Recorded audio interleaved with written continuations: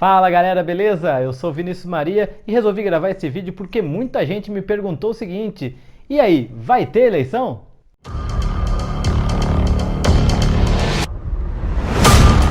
Pois bem, eleição é uma coisa que muita gente se interessa porque é tipo a Copa do Mundo da política, né? Embora a gente saiba que a política é muito mais do que eleição.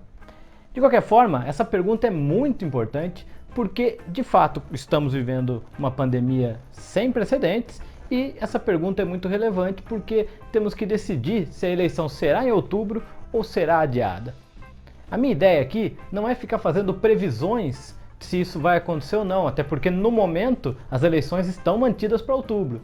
A questão é dar todos os parâmetros de quem for tomar essa decisão e quem pode tomar essa decisão para fazer a análise melhor das notícias que estamos recebendo e até para entender se essa notícia é verdadeira ou não, né? Porque é importante a gente entender quem toma as decisões, quem são aqueles responsáveis para fazer a eleição acontecer ou ela ser adiada.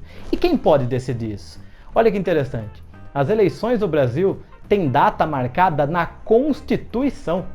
Pois é, resolveram marcar na Constituição que as eleições são sempre no primeiro domingo de outubro. O primeiro turno é sempre no primeiro domingo de outubro, pode conferir. Então, esse ano seria no dia 4 de outubro. Portanto, o Congresso, através de uma PEC, que vai poder alterar a data dessa eleição, por exemplo, para novembro, 15 de novembro, como já foi há muito tempo, dezembro, alguma coisa nesse sentido. E por que eu estou falando novembro e dezembro? Porque não daria para fazer um adiamento para 2021 ou 2022. Tem projeto que está querendo que as eleições sejam em 2022. Junto lá, então a gente votaria para presidente, governador, senador, deputado estadual, deputado federal, prefeito, vereador. Essa é a proposta. Mas muita gente já está falando que isso não seria possível. Por quê? Quando nós votamos para prefeito e vereador em 2016, nós demos autorização para eles mandarem por 4 anos. Esses 4 anos terminam dia 31 de dezembro de 2020. A partir do dia 1º de janeiro de 2021, ninguém tem autorização e mandato para cumprir. Portanto, se as eleições forem adiadas, a gente fica sem prefeito a partir do dia 1º de janeiro. Então as eleições podem ser adiadas até dezembro. Essa é uma questão muito importante. Se a gente precisar adiar para depois de dezembro, muita coisa precisa ser discutida. Quem seriam os prefeitos? A gente prorrogaria o mandato? Isso não seria inconstitucional? Prorrogar um mandato eletivo de alguém que não foi eleito para mais do que 4 anos? É uma questão que tem que ser feita. Portanto, pelo mesmo motivo que o ministro Barroso, que é o que vai assumir a presidência do TSE, tem falado em que torce muito para que até dezembro, caso seja necessário adiar, sejam adiadas as eleições para até dezembro. Então, para entender esses parâmetros, eu acho que vale a pena a gente sempre fazer uma seguinte pergunta para a gente mesmo. Será que as condições da eleição desse ano são as mesmas de uma eleição normal? Por que essa pergunta é importante? Porque a base, você deve saber, claro, de uma eleição é que ela tem que ser sempre democrática. Não dá para ser uma eleição antidemocrática, não faz esse menor sentido. Então, para a gente conseguir que ela seja democrática, as condições que os candidatos normalmente teriam numa eleição, como qualquer outra, tem que ter essa mesma igualdade nessa eleição, assim como os eleitores. Os eleitores têm que ter as mesmas chances de votar ou então de escolher os seus candidatos, como seria numa eleição normal. Por isso, o primeiro parâmetro que eu queria conversar com vocês é o seguinte: não dá para confiar 100% em soluções feitas pela internet. O que eu quero dizer com isso? Não basta pensarmos em votações pela internet, propaganda pela internet e achar que isso vai substituir perfeitamente o cenário eleitoral. Por quê? Porque muita gente não tem acesso à internet no Brasil. E se isso não for plenamente atendido, ou seja, ter acesso e saber utilizar muito bem, porque tem que pensar que o candidato também vai ter que saber utilizar muito bem. Tem que pensar que o eleitor precisa entender bem a mensagem que está sendo passada para que isso seja justo. Isso está acontecendo? Ou melhor, isso será possível de acontecer? Uma primeira resposta a gente tem. que é as eleições em si, a votação. Impossível que ela seja realizada, pelo menos por enquanto, via internet, justamente pela possibilidade de fraude. Veja, as próprias urnas eletrônicas, elas são offline, justamente para evitar qualquer contato com a internet e tentativa de fraude via internet. Então, não existe nenhum mecanismo via internet em que a gente tenha hoje no mundo inteiro que possa pensar em eleições. Esse é o primeiro ponto. Além disso, a gente tem que entender que as informações não chegam da mesma forma via internet e elas precisam chegar para todo mundo. Então, o primeiro ponto é que as soluções via internet não são automáticas. Segundo ponto, não basta apenas que a eleição seja presencial. O que eu quero dizer com isso? Muita gente está falando, mas até outubro acabou a quarentena. Até outubro não teremos lockdown. Por mais que isso seja verdade, isso não basta. Será que nenhuma das condições de isolamento ainda estarão presentes? Será que a gente não teria que higienizar a urna a cada eleitor? Todo o procedimento não ficaria mais lento? Não geraria mais filas? As filas não teriam que ter 2 metros de distância cada um? No seu colégio, existe distância suficiente entre uma sala e outra para que se gerem enormes filas de 2 metros de distância cada um, sem que as filas se confundam? Pelo menos onde eu voto, isso não tem como acontecer. Além disso, mesmo que tudo isso aconteça, mesmo que em outubro a gente tenha uma situação de plena normalidade, em que as pessoas vão e votam como sempre foi, isso não é suficiente. Por que eu digo isso? Porque existe uma série de outros procedimentos que nós temos que pensar e que podem inviabilizar a eleição naquela pergunta que eu acabei de fazer. Será que vai garantir as mesmas condições de sempre para o eleitor e para o candidato? Como assim? Por exemplo, a campanha é um outro ponto que nós temos que pensar. A campanha será feita de forma igualitária? Como que eu posso responder isso? A campanha começa dia 16 de agosto. 16 de agosto poderá ter campanha na rua? Poderá ter distribuição de santinho, abraço?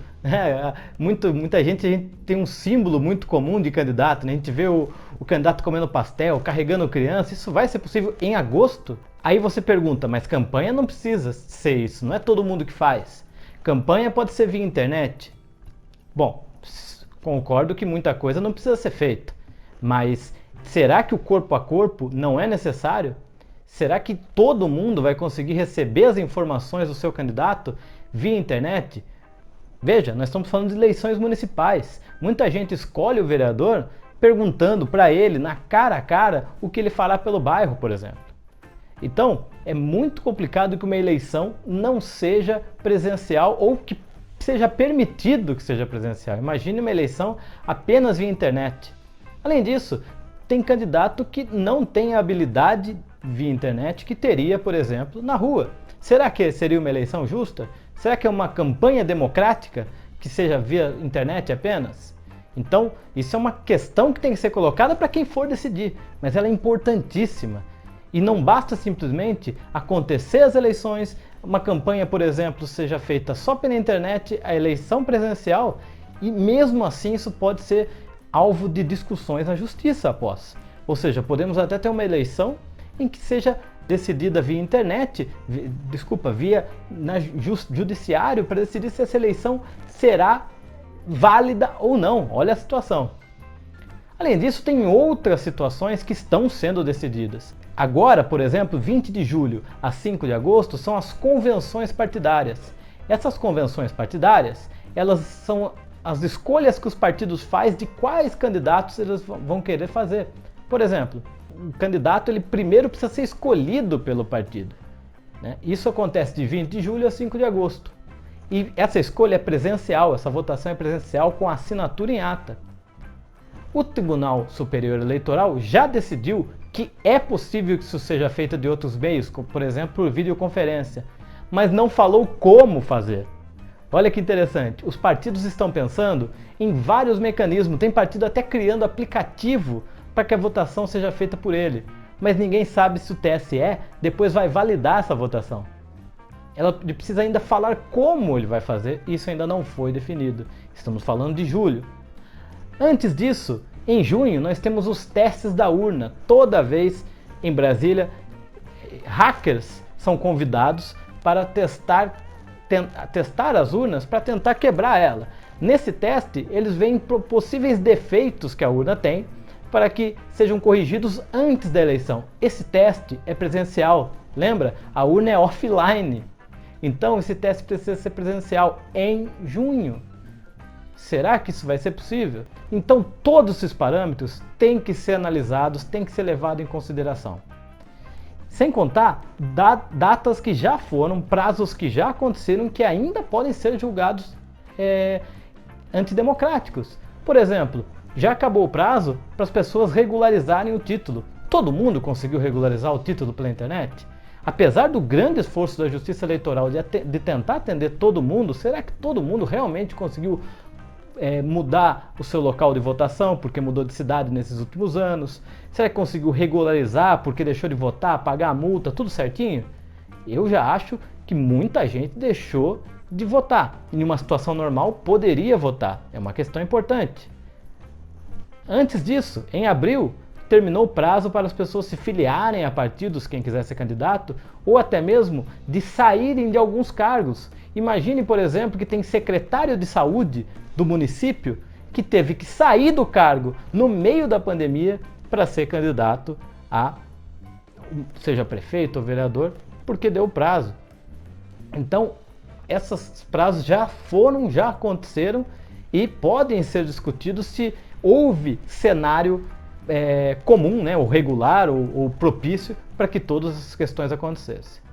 Portanto, a gente está entendendo que tem uma série de parâmetros que podem e provavelmente devem fazer com que as eleições sejam adiadas para depois de outubro. Então é isso, acho que deu para dar um parâmetro legal para vocês entenderem quem pode tomar essa decisão e também quais os parâmetros que eles pelo menos devem pensar nisso, né? Muitas vezes não levam em consideração, mas é os que eles devem pensar.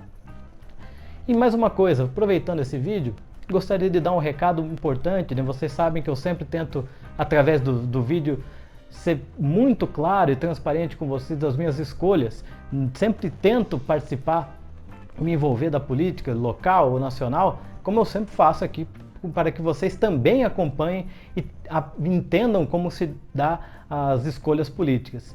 E nesse momento eu queria deixar muito claro que depois de um longo processo de escolha, eu resolvi me filiar ao PDT. O PDT ele tem um longo processo de luta democrática, muito coerente com as coisas que eu penso, então acho que casa bem essa ideia de eu estar agora filiado no PDT e eu queria dar essa notícia para vocês antes de qualquer outra coisa, beleza? Bom, se você gostou então compartilhe esse vídeo com quem você acha que vai se interessar, acompanhe todas as nossas redes aí, Facebook, YouTube, Instagram, beleza? Valeu, muito obrigado!